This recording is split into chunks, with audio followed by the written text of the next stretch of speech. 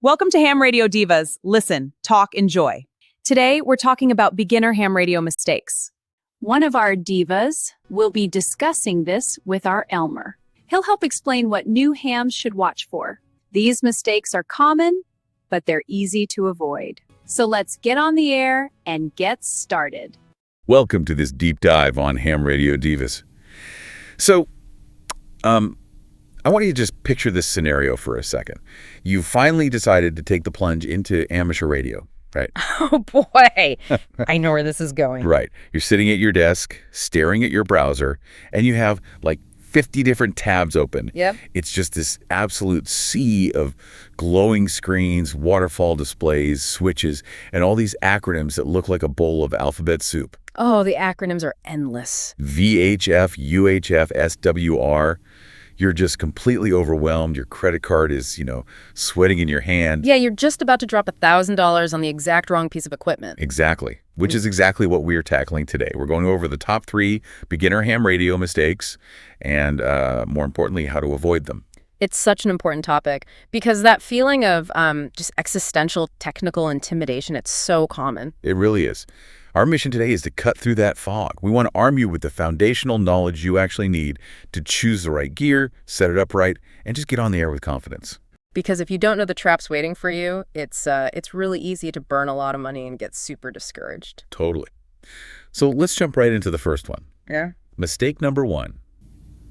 Buying a radio before understanding your goals. Ah, the hardware trap. Right. Beginners get hit so hard with shiny object syndrome. You see a radio with this beautiful full-color touchscreen. 100 buttons on the front. Like something pulled out of a spaceship. And you think, that's it. That box will make me a real ham. But that's treating a radio like a TV or a laptop, where more expensive just means better. And in ham radio, it's not a consumer purchase. It's defining an operational mission. Defining a mission. Yeah. I like that. Yeah, you have to walk through a decision tree. Like, are you looking? That's my favorite. Oh, absolutely. Stuffing a battery in a backpack, hiking up a mountain, that is a totally different mission than sitting in a climate-controlled basement. Completely different. A mountaintop radio needs to be incredibly lightweight. A desk radio can weigh 30 pounds, right? But wait, let me push back on this a bit. If I have the budget, shouldn't a top-of-the-line radio just do everything? Like if I buy a heavy-duty truck, it might be overkill for a city commute, but it still gets me to the office. I mean, logically that makes sense, but it's the exact assumption that leads to empty bank accounts. Let's break down your truck analogy using physics. Okay, waste some physics on me. If you buy an incredible top-tier VHF handheld radio, a really nice walkie-talkie, and your goal is to sit in Ohio and talk to someone in Italy, it physically will not work. Never. Ever. Because VHF waves are line of sight. They travel straight, punch right through the atmosphere, and shoot off into space. The curvature of the Earth literally gets in the way. Oh, wow. So the signal just sails off into the void. Precisely. To reach Italy, you need an HF, or high-frequency, radio. Those waves go up, hit the ionosphere, which is this charged layer of the atmosphere, and physically bounce back down to Earth. Like light hitting a mirror. Exactly. You can't do that with a VHF radio no matter how much you spent on it. You didn't buy an overpowered truck. You bought a submarine, and you're trying to fly it to the moon. That makes so much sense. Okay, so mistake number 2.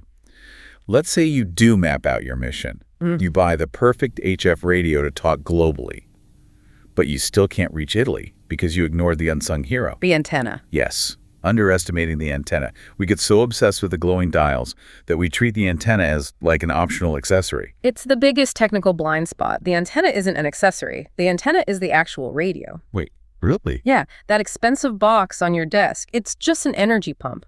It generates electrical signals, but they mean nothing until the antenna converts them into an electromagnetic wave. But again, my consumer brain is like, if I have a 100-watt amplifier, shouldn't raw power just muscle its way through a mediocre, cheap antenna? Oh, no. RF energy doesn't work like brute force. It's all about impedance matching. Imagine you take a heavy gym rope and tie it to a solid brick wall. Okay, I'm with you. Now you whip your arm up and down, sending a massive wave of energy down the rope. What happens when it hits the wall? The wall doesn't move, so the energy bounces back. It violently reflects back up the rope and probably breaks your wrist. In radio, a poorly tuned antenna acts like that brick wall. You hit transmit, pump 100 watts down the cable, and because the antenna can't convert it, it bounces back. Yikes. Straight back into the radio. Yep. straight into the delicate transistors. It dissipates as pure heat. This is your SWR, or standing wave ratio. A high SWR literally melts your gear. Raw power makes a bad antenna more destructive. That's terrifying. It is. So the rule is, a modest, cheap radio with a beautifully tuned, optimized antenna will always outperform an expensive radio on a bad antenna. Always. So replace that stubby little rubber duck antenna that came in the box right away. Exactly. Get a good whip antenna. Double your range for $20. Okay, so we have the right radio, we have a killer antenna. But mistake number 3 is all about what happens when you actually pick up the mic, not learning basic operating habits and etiquette. Right. We're moving from physics into sociology now. Yeah. Because ham radio isn't a private cell phone call. It's a shared ecosystem, like a digital campfire. That's a great way to frame it. When you transmit, you're stepping into a public square. Which is why the biggest etiquette failure is transmitting without listening first. It's like walking into a dinner party and just shouting over everyone without reading the room. It happens all the time. The golden rule is listen, listen, listen, and then transmit. You don't want to step on an emergency weather net just because you were eager to say hi. And there's the physical habit too, right? Overmodulation. Oh, yeah. Beginners either hold the mic 2 feet away so they sound like they're in a well, or they press it right against their lips and shout. And it clips the audio, so it just sounds like scratchy distortion. Exactly. Find that sweet spot a few inches away and just talk normally. But even if you do that, there's the psychological hurdle, mic fright. You're terrified of messing up in front of strangers. How do you overcome that? You lurk.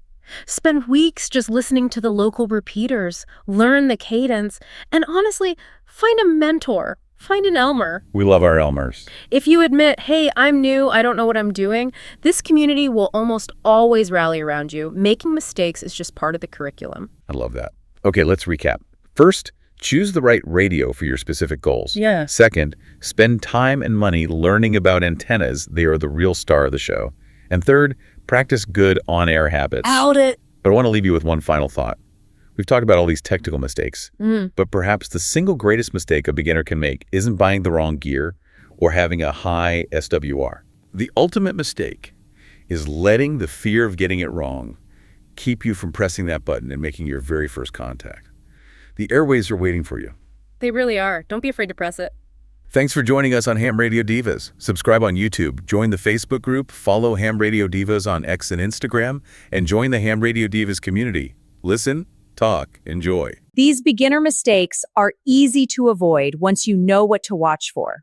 Choose the right radio, learn your antenna, and use good on-air habits. If this helped, subscribe to Ham Radio Divas on YouTube and join the Ham Radio Divas Facebook group. Follow us on X and Instagram and join the community. Ham Radio Divas. Listen, talk, enjoy.